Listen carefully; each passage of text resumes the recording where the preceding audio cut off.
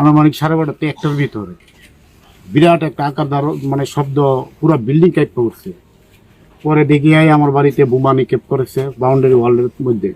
তো ওয়ালের মধ্যে বোমা নিক্ষেপ করার পরে ওয়ালটা তো ভেঙে গেছে, এদিকে ভাড়া দিছে, এদিকে ভাড়া দিছে। পরে এই কারেন্টের তার বইতে নিচে পড়ে গেছে, একটা ঘরের মধ্যে কারেন্টের লগলো গেছে, একটা আতঙ্কের পরিচয়। আমার মেয়ে বিনতে ডরাইয়া, মানে কেমন একটা পরিবেশ হয়েছে আমি এখন কেমনে কম ওইটা বুঝতে পারতাম না।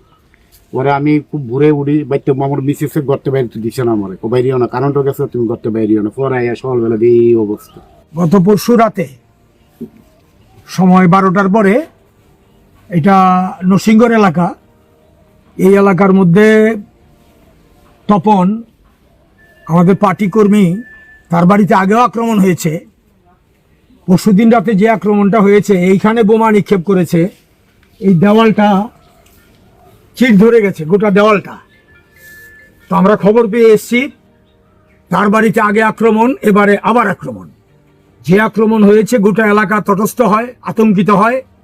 তার মেয়েটি ক্লাস 9-10-এ পড়ে, মাধ্যমিক পরীক্ষার্থী। এবার মেয়েটি পাশের ঘরে ছিল, অসুস্থ হয়ে গেছে, ইএনটি ডাক্তার দেখাতে হচ্ছে তাকে, এখন কথা বলতে পারছে না।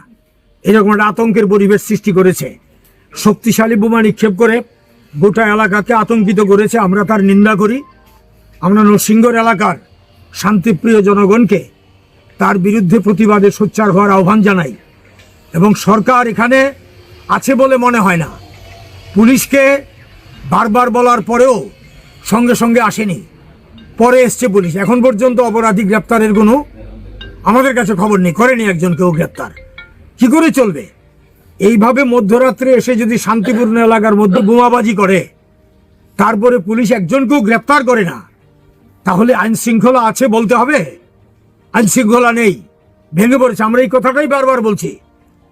কদিন আগে এরকম ঘটনা ঘটেছে আমাদের পশ্চিম জেলাতে, কয়েকটি ঘটনা ঘটেছে, খুদ শহরের মধ্যে ঘটেছে। সঞ্জীব শাহর বাড়িতে এই ধরনের ঘটনা ঘটেছে, আরেকজনের বাড়িতেও করেছে। তো কোনো ক্ষেত্রেই অপরাধী গ্রেপ্তার হচ্ছে না। তো রাজ্যের স্বরাষ্ট্রমন্ত্রী, মুখ্যমন্ত্রী, তার প্রতি আমাদের আবেদন থাকবে যে আপনি আইনের শাসন কায়েম করুন। এইভাবে চলতে পারে না।